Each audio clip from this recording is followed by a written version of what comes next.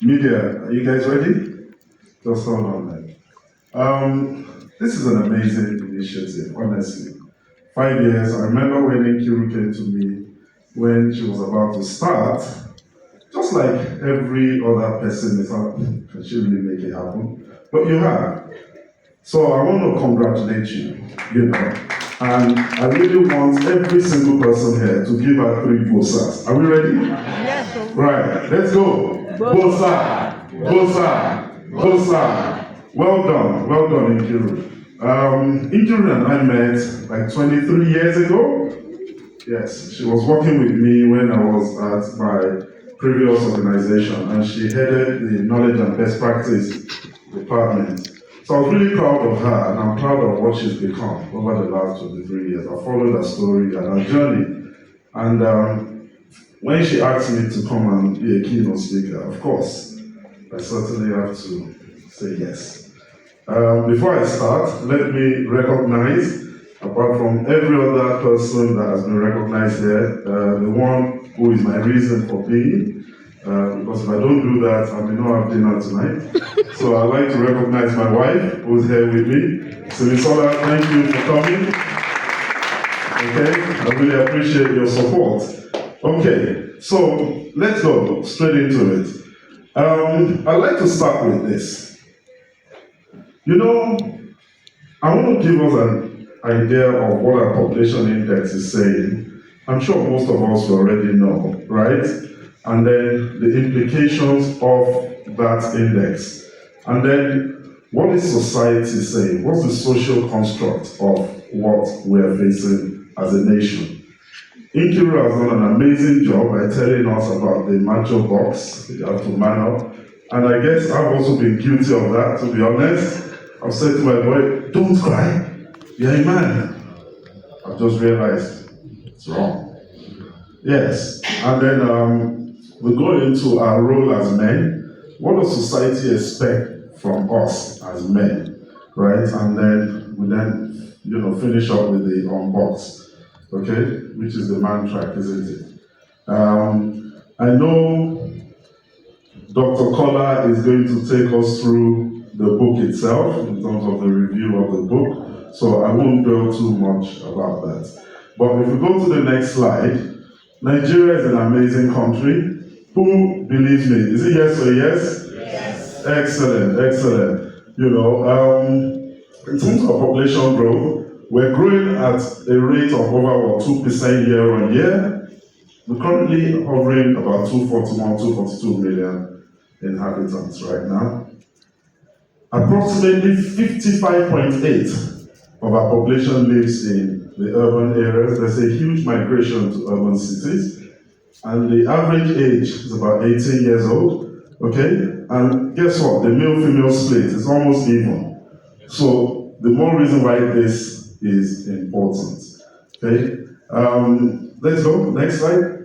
Now, in terms of the construct, society construct, men or boys were expected to be what? We're expected to be tough, to be strong, to be macho, we don't cry, and it's all about winning, isn't it?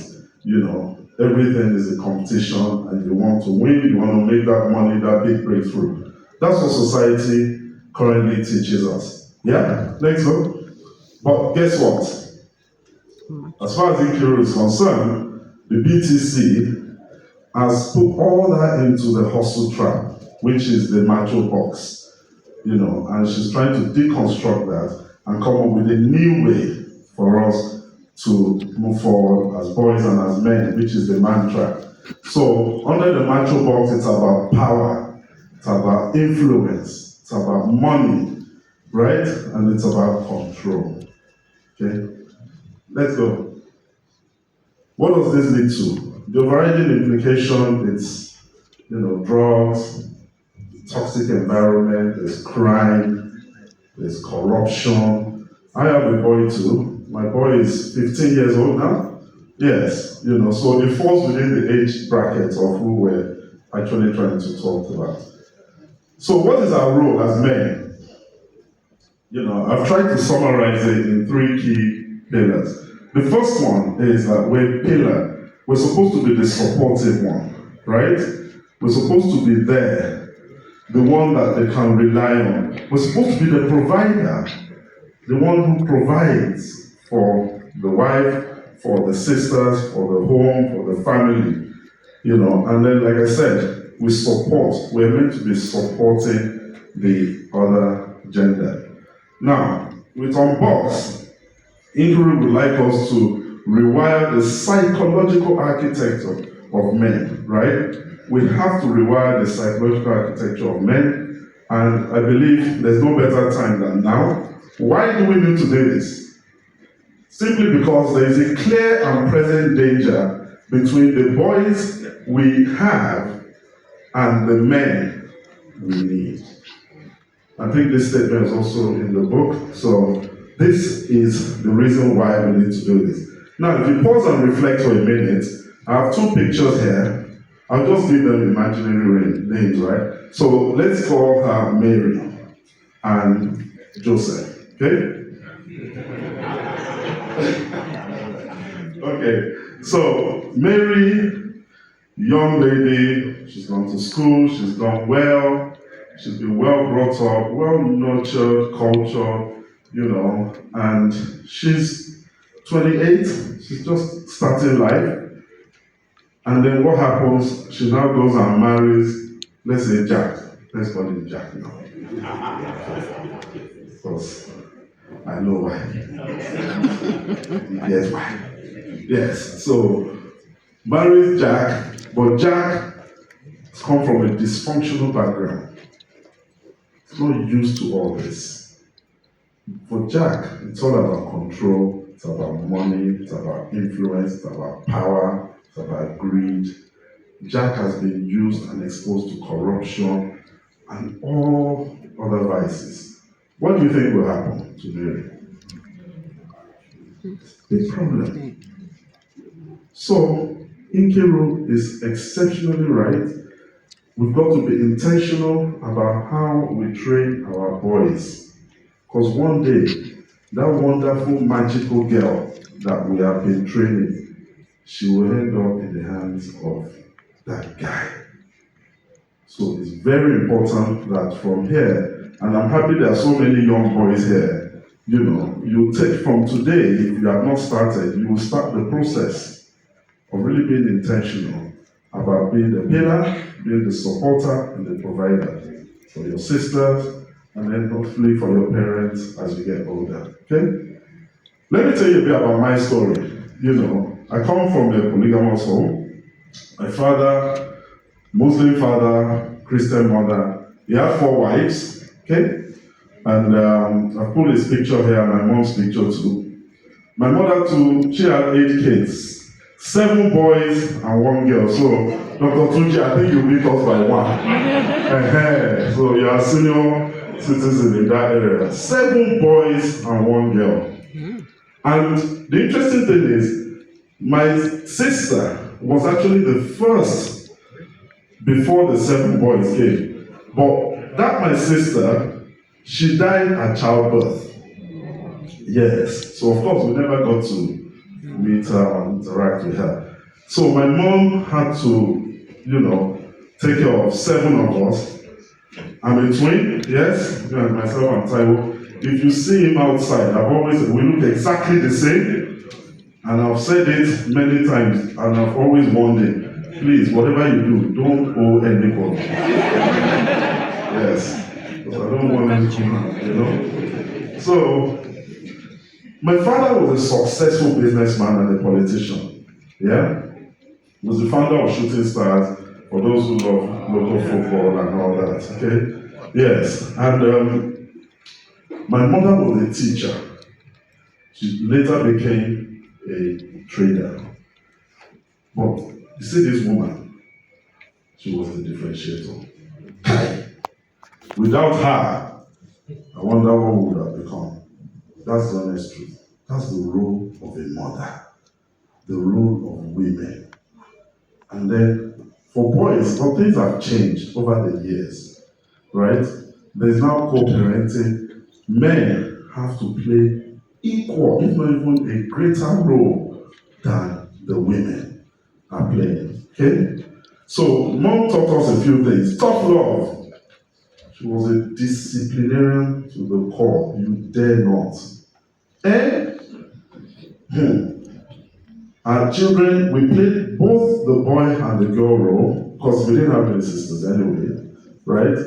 And by the age of 7, we had to learn how to cook, wash cars, feed the dogs, do the gardening, and all other things.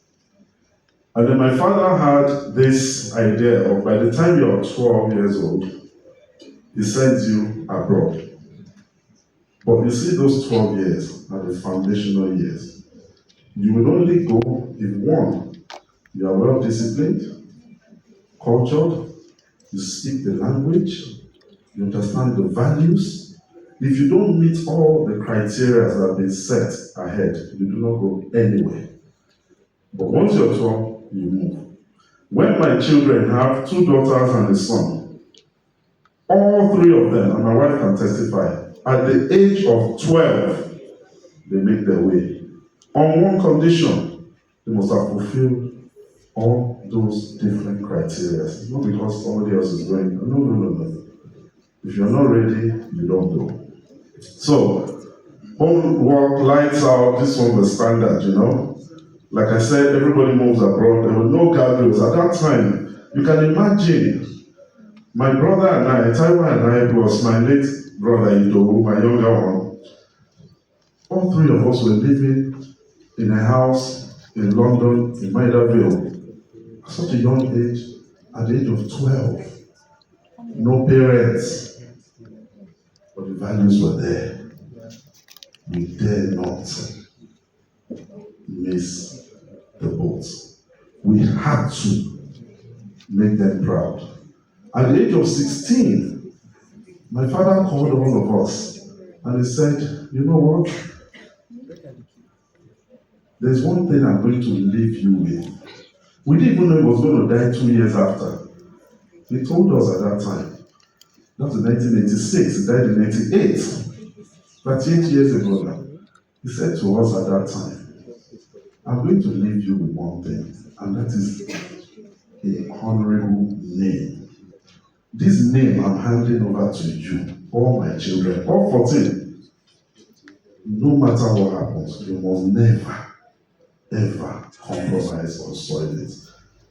And 38 years on, no child is in drugs, no child is in EFCC, no one is behind bars, no one has been jailed, no child is taking the other one to court, nothing.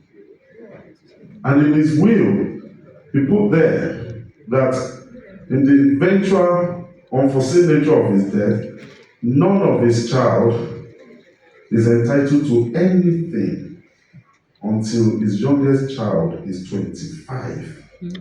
And at the time he died, his youngest child was just 3 months. So you go into the world and make it.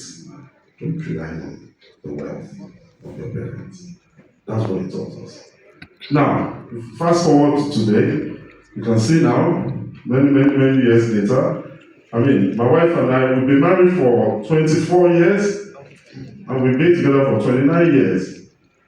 Not one day have I ever laid hands on her. It's not possible. That's not how we were taught. That's not how we were brought up. When I hear those stories of today, I'm shocked. And I'm like, how have we gotten to this level as a nation? There are some programs that I intentionally do not watch because of the values they teach our children. And they'll be saying that people are winning 100 million for the next edition. And I'm asking myself, what is the government going to do about this kind of program? How? What are we doing? So those are the issues. Now, for my son, you can see him there, same strategy, same discipline, same focused approach. My daughters, they split the role for him. Because, of course, they are older than him, right? One focuses on his character, his lifestyle, and personal growth, while the other one focuses on education and financial discipline. We didn't teach them, they learned it from us. And that's what they are now doing for him. So when you ask my son, who is your role model? The first thing that will come out of his mouth will be his elder sisters and then his parents. Because they see how we also relate and behave. How many parents here or around the world will be disrespecting their spouse in front of the kids? It's not acceptable now. Because what they see is what they believe is right, and perception is reality. So we don't need to do that. So what's the secret? You've got to have daily engagement as parents. Set up your dedicated WhatsApp group, and it's not just a WhatsApp group to say happy birthday. It's to ask questions. How was your day? What did you get up to? Which new friend did you make? Tell me about what you like to do tomorrow, and all those kind of stuff, right? You have to have an annual get-together. It's a must. Yeah? So for us, after school fees, flight ticket is the most biggest line item. Every year, our children must come back here. I don't understand how somebody will send a child abroad 4 years, 6 years, and they say they have not been back to Nigeria. How? You must come back because that culture, those values must be in you, and you must continue to imbibe it in them. This is their country. Do you understand? Right?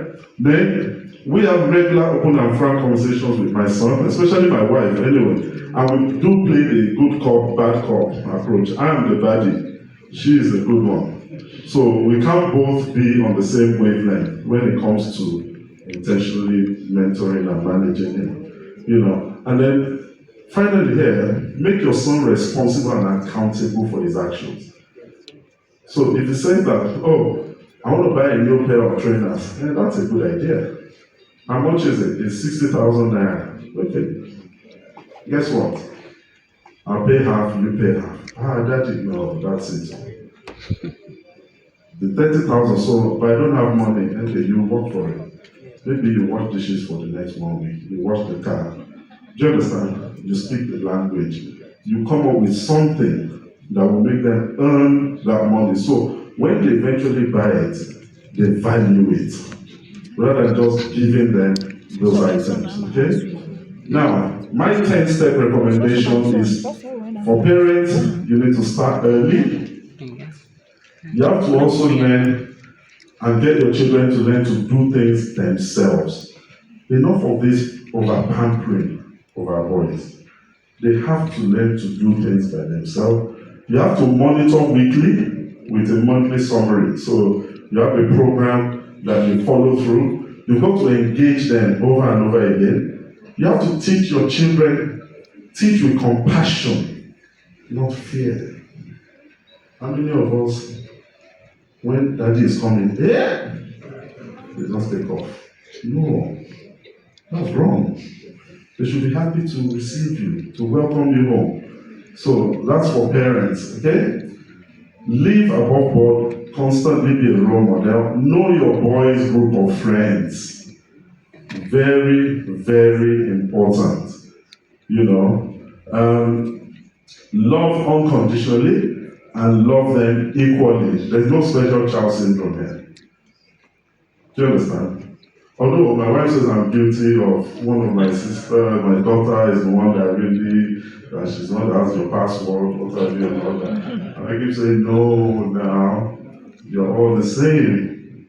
So you have to love unconditionally, right?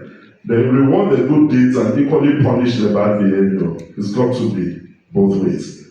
And then finally, understand your child, play to his strengths, and support him all the way. You have to create the time and be there. A lot of us have relegated that responsibility to nannies. It is the nanny that even knows your child more than you as a parent. It's wrong. So you've got to create that time and always be there for them. So, and to the boys here seated, what I'd like to say, know who you are and where you're from. Very, very important, please. Okay? Know precisely where you also want to be in the future. It might not be the final destination, but just have an idea. At the age of 14, my first job was delivering newspapers. My mom will wake us up at 4:30 a.m. We're looking for what to do, and obviously you have to work. So we wake up, my father will be sleeping. This is in the UK now. And because my dad does not want us to work, he says, whatever money they're giving you, I'll pay you double. Just stay at home and watch cartoon. My mother said, never. So she said, yeah, 4:30, everybody wakes up.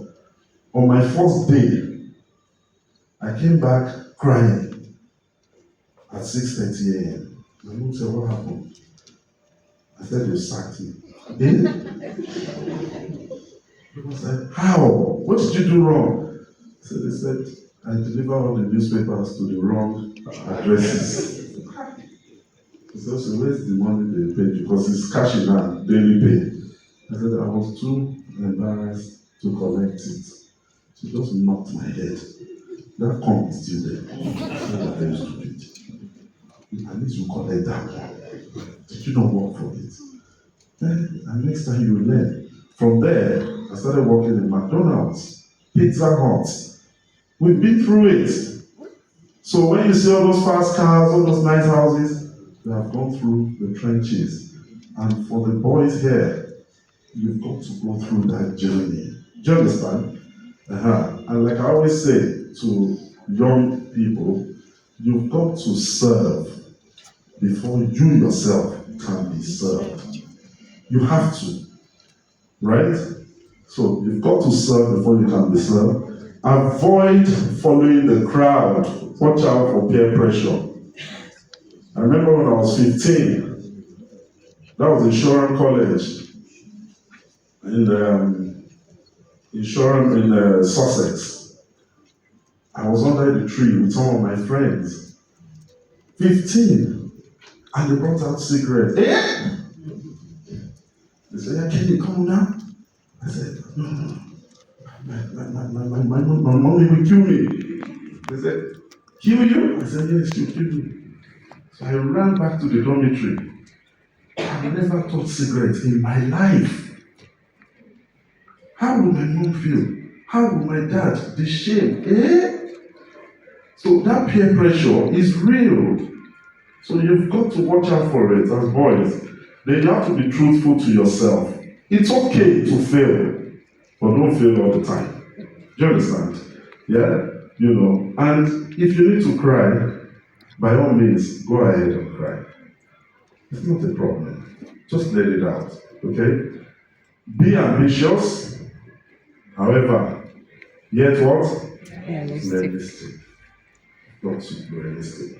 You have to live with courage, character, and compassion. Right? Now, this is the typical human life cycle as I'm beginning to round up now. You've got the childhood, from age 0 to 12, then you've got the adolescent age, then we now move to adulthood and then senior citizens. Yeah? So, the critical life stage that Inquiry is trying to address, and I believe is the right life stage, is this 12 to 18 year stage. It is critical, but this is where character is formed, habits, cultures are nurtured, behaviors, friendships are made. Some of my friends, we've been friends for over 50 years. And I asked my children today, I said, come, may I have friends that are 50 years, 45 years? You can't even tell me 4 friends. It's social media. How? Don't you have friends that you've been friends with for the last 12 years or 15 years? They will struggle. So those things have to come back. In fact, I had to ban my son from that game, what you can say, PS5. I banned it from last year. I said to him, and I said to my wife, I said, if I see this boy in this game again, I live on the 6th floor. I will just drop the thing. Let it just scatter. That game and all this social media stuff is a problem for our youth. So you've got to watch it in everything you do. Okay? Now, let's move on. To the next slide.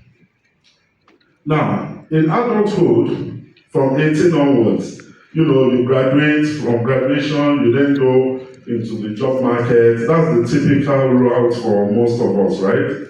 And then in the job market, what do? The first thing you do is you put together your CV or your profile, and you now start sharing it up and down. But guess what? Can you go back, please? At the adolescent stage, I believe there's something that we need to add to what Nkiru has brilliantly demonstrated, which is what I call the ELCV. There's a CV before the CV, right? And that CV is what I call your early life CV. Every boy between the ages of, let's say, 10 to 18 must intentionally create an early life CV. And that early life CV would have things around your purpose, your vision, what you like to achieve in life, your behaviors. Do you understand? What are those core values? So things like respect, right? All those kind of things have to come through and show forth in your early life CV. So every day, you can reflect on your early life, on your journey, to see how true you are to that CV. Because guess what? That CV is what will shape you towards the real CV that you need for the job market. When we employ at my firm, there's a methodology I normally use, and I call it TAPS, right? And for TAPS, what it simply means is, HR knows it very well in my organization. We recruit for talent, attitude, and passion. And we train you for skills. Okay? So if you don't have the right attitude and passion, and there are certain ways that we demonstrate and we'll find out your life story, your personal story, your journey, your focus, your vision. Once you're not able to pass through that, it's difficult for us to employ you. Because skill is something that is process driven. The organization can teach you. If you don't know anything, in 6 months, I'll turn you into a superstar. Do you understand? But you see, the one I can't teach you are those ones. I can't teach you attitude, I can't teach you passion. Do you understand? So you have to come with that as a person. And then just leave the skill. There is an entire process in place that will teach you what you need. Do you understand? To be able to succeed in life. So your early life CV is important. Now, can you really make it happen? Okay? Which is my question. Boys, can we really make it happen? Yes. Yes, you can. I believe so. Okay? Next slide, please. So in summary, the transformative journey for the child, it starts from the home. Parents, we have a lot of work to do. We have a lot of work to do. Key requirements are culture, assimilation, discipline, respect, and focus. And guess what? Boys, here, you're in a better space. You're at an advantage. Let me tell you why. A few years ago, I think 3-4 years ago, one of my friend's wife turned 50. So, in the UK. So I went for the birthday ceremony. My wife and I, then my twin brother and his own wife. Just a few of us went to celebrate with Jackie. And at the end of the event, I asked my friend Wally, I said, so what do we do now? I said, we paid a deposit of £1,500. And for us to get the money back, we have to put the hall in the same shape we met it. I said, that's not a problem now. So we started. All of us, over 50, were sweeping floor, arranging chairs. You know all those boys, all those children were doing? They were playing game. And they were in one corner. So I called my friend. I said, Wally, do you know that you guys the kind of children you are breeding is dangerous. That all of us adults, and all of them, like 29, were all just chatting and playing game in one corner. And we, old men, old women, and they will say, what's going on? That cannot happen here. It's not possible. That's why I'm saying we are at an advantage. If you hear some of the stories too, of how parents are complaining about the value erosion of their kids outside these shops. Do you understand? You need to pay attention and take as much aim as you can, as boys especially. So, for parents, it's about intentionality. Invest the time and resources. You've got to be consistent and follow through. Don't be too quick to judge or condemn them. Please, don't be. Okay?